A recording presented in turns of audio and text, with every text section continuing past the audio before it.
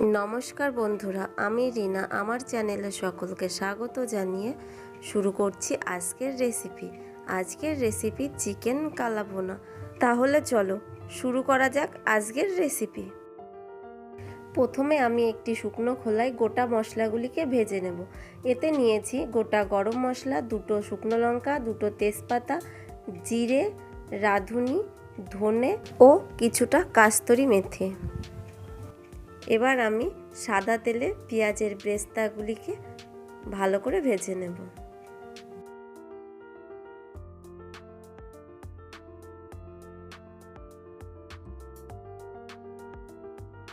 এই ফাঁকে ভেজে রাখা গোটা মশলাগুলিকে আমি গুঁড়ো করে নেব।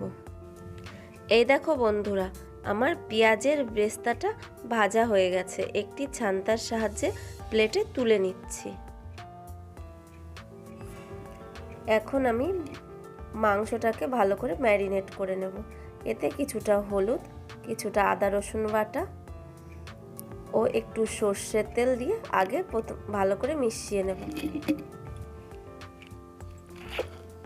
এবার আমি এতে 50 গ্রাম টক দই দিয়ে আবারও ভালো করে মিশিয়ে নেব। এখন আমি দিয়ে দিচ্ছি পেঁয়াজের ব্রেস্তাটা। আবারও মাংসটাকে ভালো করে মাখিয়ে নেব।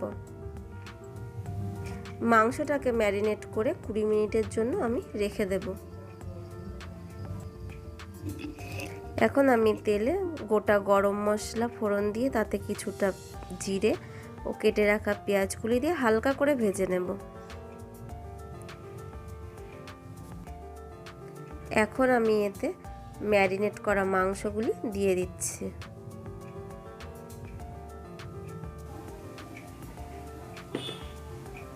এখন একটু হলুদ দিয়ে দেব ও একটু নুন দিয়ে দেব, আর আগে থেকে ভেজে রাখা মশলাটাকেও দিয়ে দেব।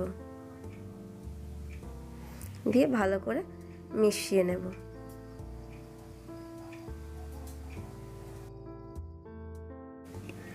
এবার আমি এতে 1 চামচ লঙ্কা গুঁড়ো ও 2 চামচ মতো আদা রসুন বাটা দিয়ে আবারও ভালো করে নেড়ে চেড়ে মিশিয়ে নেব। এখন 5 মিনিটের জন্য মাংসটাকে ঢাকা দিয়ে দেব, যাতে মাংসটা ভালো করে সেদ্ধ হয়। এই দেখো, মাংস থেকেই কতটা জল বেরিয়েছে। এই জলেই পুরো মাংসটাই রান্না হবে, কারণ এতে এক্সট্রা কোনো জল ব্যবহার করা যাবে না। আর এখন আমি দিয়ে দিচ্ছি একটু গোলমরিচ গুঁড়ো ও একটু গরম মশলা গুঁড়ো। এরপরে আমার মাংসটা আবার চাপা দিয়ে দেব।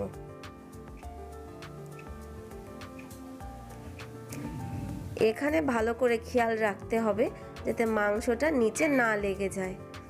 এই জন্য বারবার করে চাপাটা খুলে মাংসটাকে নাড়িয়ে নিতে হবে। আর এই সময় খেয়াল রাখতে হবে যে গ্যাসের আঁচ সব সময় কম রাখতে হবে, না হলে মাংসটা ভালো করে সিদ্ধ হবে না। বন্ধুরা, আজ আমি আপনাদের কাছে ক্ষমা চেয়ে নিচ্ছি, কারণ আমার গলার আওয়াজটা খুবই বসে গেছে ঠান্ডা লেগে। আর আমি এখানে আরেকটু রসুন কুচি দিয়ে দেব, যাতে মাংসের ফ্লেভারটা ভালো আসে। এখানে আমার রান্নাটা হয়ে গেছে।